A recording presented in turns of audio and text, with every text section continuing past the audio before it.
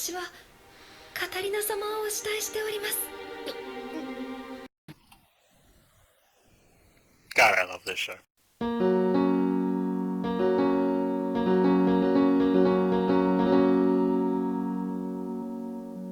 Isekai is a lot. It's a genre that goes under fire constantly and gets criticized both despite the fact and because of how they are so prevalent now in every season of anime. However, there are two series that have just finished airing that go against what I identify as Isekai's biggest weakness. A lot of the same base tropes repeated over again to the point we all know the criticisms without even having to mention them. 90% of the time you have a male protagonist who is transported to another world. There he becomes super overpowered, gets a harem, and then he needs to defeat the demon lord of some description. Well, none of that is particularly bad in and of itself, but where it gets irritating is its repetition ad nauseum. It's the same basic concepts over and over again, changing very little. Sure, some of them may have one specific thing to distinguish them, like a phone, or a mum, or making the main character a villain. But one thing isn't enough when the overall storyline is consistently the same. And the problem isn't them getting sent to another world, because, well, if that doesn't happen, then it's just not an isekai. A protagonist so similar you could swap them out with each other and not even notice. Harems of girls so personality-less you could cut them and feel no emotional difference, and how sometimes you could get rid of them and it wouldn't even change anything. The problem with all these criticisms is, however, that these aren't really problems of the isekai, but really just bad writing. Anything well written will of course be better than something poorly written, and it isn't fair to lump this into the whole genre, especially when there are some really well written stories out there.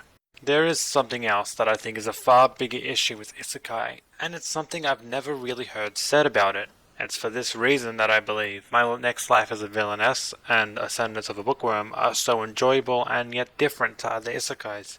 It's not how they have a female protagonist, because all that is common in isekai for having a male protagonist, it's also the same for most shonens, and nearly all isekai can be subgenres there. So there's a lot of harems, but that isn't really distinct to this genre either, nor is it detrimental. And Katarina also has a harem of her own, it's just comprised of both guys and girls. Being overpowered is certainly frustrating sometimes, but if we go to mainstream anime, that doesn't stand out as an issue. No, the issue with isekai is its over-reliance on the same types of stories within this setting, and over-reliance on stories to go kill a demon lord, or something similar. Christopher Booker identified in his book Basic Plots, Why We Tell Stories, that there are 7 basic plots repeated over and over again in different forms. Rags to Riches, where the main character gains something that they didn't once have. The Quest, which is to reach a location or obtain an object or fulfill a goal. Rebirth, which is to change their ways and become a better person. Overcoming the Monster, where they must overcome a certain enemy. Comedy, which subverts tropes. Tragedy, which uses the character flaw to lead to the demise. And finally, Voyage and Return, where the protagonist goes to a new land and comes back with experiences. When going through the modern state of isekai, nearly all of them seem to fit into the same monster archetype. Some are harder to quite identify exactly where they'll lie, and sometimes it's a little hard to know where they will lie until the story is over, such as if it's about the journey or if it's about the return, and a tragedy can be hard to really know until such time as the fatal flaw has led to the downfall of the main character. But most stories within the isekai worlds seem to fit cleanly, or at very least in tandem with the Sword Art Online is about getting to the final floor and defeating the boss there. Shield Hero is about defeating the wave and going home. Overlay Cautious Hero, Demon Lord Retry, and a bunch of more are defeating an actual Demon Lord. Overlord is a little weird in how it's done, but it does really make it clear that Eins Ul Gaun is attempting to overcome any potential Demon Lord that could come for him. And then in the case of the second season, he is the Demon Lord, and we are seen from the perspective of the Lizard People. Both Konosuba and No Game No Life would probably be considered comedy, but both do so through this similar archetype, one where they never really get started on going towards the Demon Lord, and one where the endgame is Tet. Then there's Milfsakai, which, yes, I'll give it this, it's probably a quest, which is different, but it's just really poor writing. Nothing will save poor writing unless it's so poor that it just becomes good. You are tearing me apart, Lisa! We have something like Smartphone Isekai, Honestly, I don't know which archetype that fits into, but I only watched the first 6 episodes because it is so poorly written. It doesn't matter what archetype, it's just that bad. I honestly thought I was watching some fan translation that was making fun of it. Let's acknowledge there are a lot of really great isekai that don't really fit into this genre, but they're not really thought of as isekai by most times, such as something like Spirited Away or Caligula. I think that, honestly, I hear more people talk about Dr. Stone as an isekai than Caligula, even though Caligula is literally going into a different world. These two ones could probably be considered turn, but really, when people criticize isekai, this isn't really what they're thinking of. Sure, there are great isekai that use them overcoming the monster archetype, but it's the ones that depart from it the most that do the best. ReZero doesn't really focus heavily on the witch, at least as far as Season 1 is concerned, instead honing in to Subaru's mental state. Log Horizon is more focused on the political relations on this world now that they're there. How Konosuba basically doesn't even get started on the journey because they are too busy doing whatever those four get up to. But it's still there, regardless of if it's been taken in space form or if it's been satirized. They all share the same story archetype. And while those well written will still be good, it makes the ones that are average seem so much worse in comparison because they are so similar. Even something like Conception, which is this weird I can't believe it's not hentai thing, has the same base plot, just in a really overly ecchi format that was really bad. It's overcoming the monster over and over again. That is the strongest holdover over most isekai, and that is to me where the issue lies. I think importantly, that's part of the reason why shows such as Danmachi, and if it's for my daughter, I would even slay a demon lord, why they get considered and like people thought of them as isekai, even though they really aren't. Now, if you consider most shonen, on the other hand, they can have wildly different story types, even if there are some very strong similarities between them. Sure, I want to be king of the pirates, I want to be the wizard king, the Hokage, the number one hero, etc., etc. That's very similar, sure. Sports shows are almost always about winning in whatever insert major sports event. Basically, all romance stories are about getting the boy girl to like you back, but now let's look at their archetypes. Naruto is rags to riches, where he starts without friends or respect and gains those. One Piece is the quintessential quest. Demon Slayer is overcoming the monster. Gintama is comedy, except for the arcs where it wants to be tragedy. Sure, now let's be honest, there are a lot of shonen that will use similar archetypes. And sure, most individual arcs will be monster-based, but because the overall narrative that transcends the arcs are so different, they flavor them in completely different ways, and this helps to create more variety within them. But there is one other factor here that makes the lack of variety amongst archetypes so noticeable, and that is the surrounding factors. My Hero Academia is primarily in a modernish world, while Black Clover is a medieval high fantasy. Class 1A is nothing like the Straw Hats and is nothing like the Fairy Tail Guild, who is nothing like the revolving door of support characters from Naruto. The main characters have completely different ideologies even when the goals align. Naruto was ostracized and wanted acknowledgement. Luffy wanted freedom, Natsu loves his friends, and Asta wanted, to bang a nun. In most isekai, the protagonists are mostly the same. They don't particularly want anything concrete or emotional, aside maybe from adventure. And while wanting adventure is great and all, it's not really a hook in and of itself, as it lacks any concrete motivation for them to get closer to, or indeed fall away from. That's why it serves well as a genre, not a goal. While it's about the climb, it's important to note which mountain it is that you're climbing up. They all become a collection of tropes and hidden certain beats. This is part of the reason why SAO falls so heavily after the Aincrad arc. In Aincrad there is a distinct goal of survival, which is emotional, and getting to the 100th floor and being the final boss, which is tangible. And sure, the emotional is far more important, because viewers need to connect. But it is the tangible goal that is vital to the emotion to have context. While most modern isekai take inspiration from this story, it's not surprising that they follow very similar story archetypes. And a trope that probably does the most damage is the overpowered nature of far too many main characters, since there is usually little tension in whether or not they will be able to get what they want as a result. If the base story is about defeating a monster, there needs to be a question of if it's going to be possible for them to do it or not, and it needs to be something that's not going to be so easily achievable that it's guaranteed. Simultaneously, if they're too weak and it just becomes an ass pull, that's also terrible. This is why less overpowered characters like Kazuma or Subaru can increase the stakes, where their lower power means you don't actually know whether they're going to win every fight. In fact, they often don't. And if you can consider Saitama from One Punch Man, his overpowered nature also doesn't hinder the story there. This is because the story is fundamentally different to an overcoming the monster archetype. It is far more of a rebirth story, finding meaning in a world where he has got none. Because of that, the tension is never derived from the enemy itself, but his internal struggles, and so whether or not he is overpowered actually has no bearing on the tension. So this would always beg the question, what archetype are the two stories I just brought up in the beginning? It's easy to tell that neither Villainess nor Bookworm are about overcoming the monster, since they don't particularly have any monster to overcome. What I posit is that both these shows exist as a rags to riches story. Rags to riches is described not purely as a story about money, but of anything that they may lack. This may be money, sure, but it can also be about power, love, or something similar. It is something they will eventually lose and gain back. Think Cinderella. So with mine, her story is of actual rags to riches. She continues to gain more and more income and freedom through her inventions and work with Benio and Lutz. Then comes the moment where she joins the church and faces losing it all. This is the repeated story of this anime where she gains money and, more importantly, one step closer to getting her books, only for her to lose it all and have to find a new way of getting it. There is a perfect microcosm of all this very early on with her clay tablets. She gets the tablets in order after many struggles, writes on them, but then she loses it all when she tries to bake them. However, after that she gains a portion of her books back when she starts with the paper. This is the basis for which the story is written. It's because of this that mine manages to still be an almost overpowered character, however in a way that drives the story forward instead of undermining it.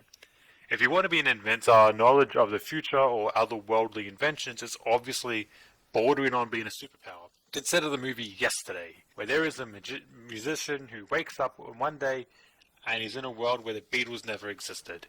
Now, I haven't seen the movie because it doesn't really strike me as something I'd care about, but it's that basic concept. She may have a bunch of ways to make books, but that doesn't give her the supplies and resources to make use of that. So tension is never really undermined. There are actual stakes as to whether she'll be able to achieve her dreams and goals or not, and will the world get in her way. Not to mention that the entire theme of this series is quite inspirational. Girl wants books, girl can't have books. She doesn't particularly whine and complain to people about how unfair the world is. Yes, she murmurs a bit, and sometimes she says the odd thing, but on the overall, she will go out there and make the change. She wanted to make the world a better place, so she looked to herself and made that change. Don't tell me she ain't inspirational, because whereas most isekai show someone who easily gets what they want, being that it is primarily an escapist medium beyond regular film and anime, this is something that gives you something to aspire to. If you don't like something in this world, do something about it. Don't just expect things to work out just by shouting at it. For Villainess, the thing she lacks is friends. In her old life she only had one friend, but over the course of the story she gains more and more, only to lose one, Mary, right near the end. It is that point at which she goes out and finds her again to reclaim her state of being wealthy in something she was originally lacking. And, like mine, the way she obtains these friends is inspirational. While I talk about hard work over natural talent, these are the shows to highlight it. This is a main character who has no natural talent, not a magical or academia or anything. Her only real skill is one of the most important ones of all, perseverance. She makes the proactive decision to start farming in case she gets exiled and needs to fend for herself. She becomes the type of person who could live autonomously if she chose to, because she put in the work to learn how things work. No demon fox, no eating pubes. She put in the work and it paid off. All the main routes that could lead to her doom, she avoided not by overpowering them, by being a genuinely nice person. She wore her heart on her sleeve and was completely transparent, and people were attracted to that about her and wanted to be her friends. Not only is that a wonderful message that people would do well to really listen to sometimes, but it is something unique within the isekai worlds. She learns how to make friends. If isekai is ultimate escapism, I can't imagine a better escapism than having a character who is relatable, both as an otaku, as someone who's socially awkward, and someone who is a klutz, who then becomes social and liked, making friends, actual friends, not worshippers who just flock to them instant godly admiration, but by working on herself and being the best person she could be, she managed to find people who enjoyed being with her and she enjoyed being with. It's a fantasy about achieving something real that we can all do and a lot of us don't take chances to, but very well could achieve. These shows have clear-cut goals, something Milfsakai and Smartphone lack, but they also don't rely on using something basic to do so. A tangible goal of becoming a librarian, mixed with the emotional goals of overcoming whichever injustice or research shortage mind is faced with, or surviving the death flags and making friends. The death flags clearly define points that pop out and Katarina is aware of, and she knows she must avoid. This is opposed to a general idea of not dying that Sword Art Online has. In both cases, their problems are relatable, but they're not overbearingly similar to real life. Be it getting a dream job or surviving high school, these are things that most of us experience in some way. And while it does take away somewhat from the high escapist aspect, it does provide these shows with something different. An over-reliance on overcoming the monster narrative for stories about going to another world is also not something that's specific to anime. Now, the problem of the overused story type goes way back. Lion Witch in the Wardrobe is about defeating the evil queen, Prince Caspian is about defeating the evil uncle, and Dawn Shredder, well, thankfully I forgot him because Narnia really deteriorates over time. Now let's be clear and say that there's a fair amount of Narnia where you could say it's a voyage and return, because the emphasis is what they learn, but it's equally fair to say it is about overcoming this monster. Even Wizard of Oz is about going on a journey to defeat the Wicked Witch of the West. The nature of an isekai story is not a nature towards these tropes.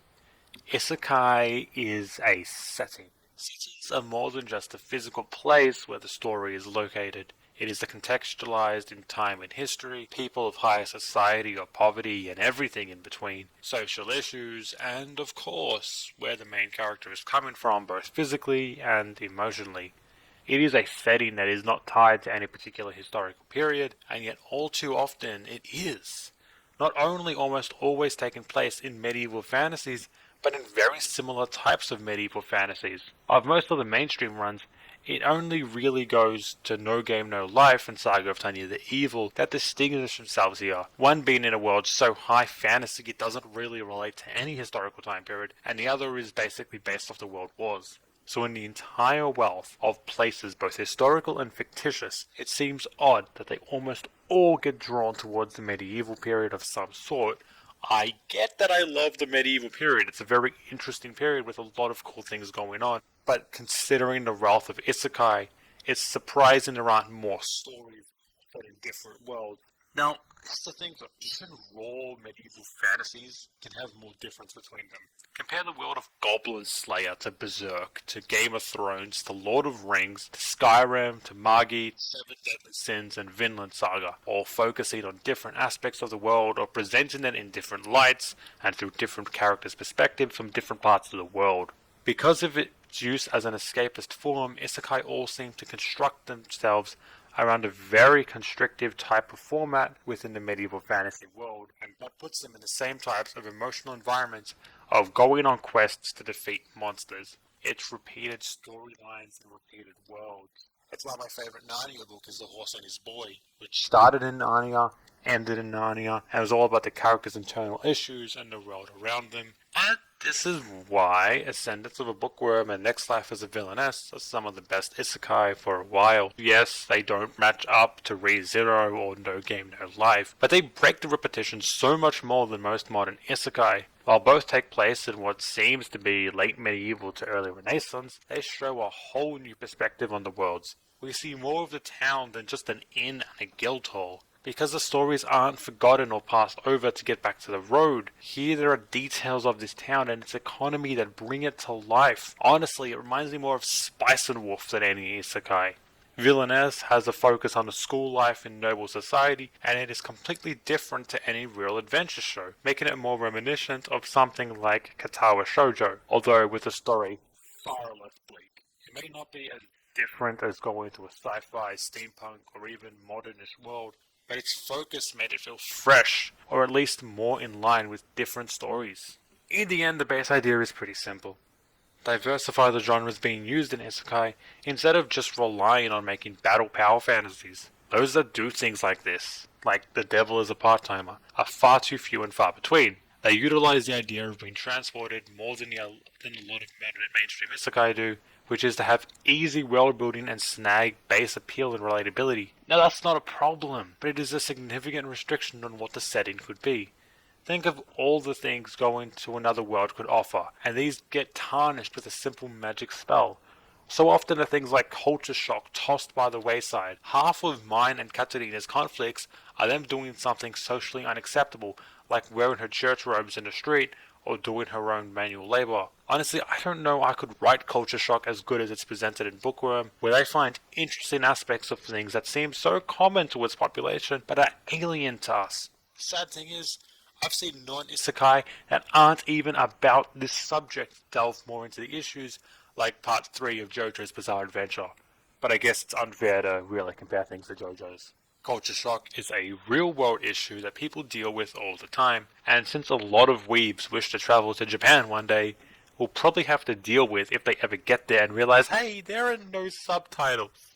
Yet, the only culture shock we typically see is the 3 seconds of realizing, oh my god, other species exist, and there is magic? This is fantastic. It focuses on positive culture shock, never neutral or negative. Like how teleporting through a medieval world might mean, you gotta deal with medieval bathrooms. Honestly, I would love to see this so much. Please, if any show can do this for me, plus respect. Or what about language? If a non-Japanese speaking weeb goes to Japan, it's gonna be pretty hard to know how to communicate and to get things done. Same with vice versa, since the Japanese language is quite localized in its spread around the world. Get just what every isekai, with about no exception, including these two, I'll be honest, falls into the same 3 categories. This new world happens to speak the same language, the spell translates, or they magically know, or they were reborn and so they learn at the same rate as anyone else in this world would. Sure, it would be hard to make stories where the main character can't communicate properly, but it's anime, a medium with excessive use of internal monologues. I'm sure they could figure something out. The genre is filled with an over-reliance on the same story templates that refuse to tap into the vast potentials that teleporting to a new world offers. On this note, I must give props to the few scenes of Outlander I've seen, since that show seems to be dedicated to using this very notion, although the show itself doesn't look like my cup of tea. Both Villainess and Bookworm tap into this to a smaller extent, but if we compare that to most isekai, it may as well be a flood. Aside from their objective, they have a different moral. It's not a power fantasy, but a metaphorical notion of cleaning your room before you try to clean the world. Instead of showing characters who are a mess, and then magically everything is sorted because they went to this new world, here's the characters whose lives remain a mess in this new world because they need to change. They need to develop as human beings, not by using magic, but by changing their mindsets and working to achieve what they want. Fundamentally, magic doesn't do these two any favors, with Katarina being unable to do anything more than a tiny, pretty much insignificant earth bump, and it is actively trying to kill mine. These are great messages for weebs everywhere, and it is better, in my opinion, than pure escapism, which has very little real-world value, or at least not some that hasn't been shown a million times in the same way in the same genre, especially when you consider anime is escapist anyway. Even these two shows are still escapist, but I do it in a whole lot more with it. This is why I love these shows as isekai. They are fresh, taking a different spin on the genre. So while neither of these are my top isekai of all time, they are both high up there. And it's because they distinguish themselves from the crowd in meaningful ways, not with just a single bloody novelty.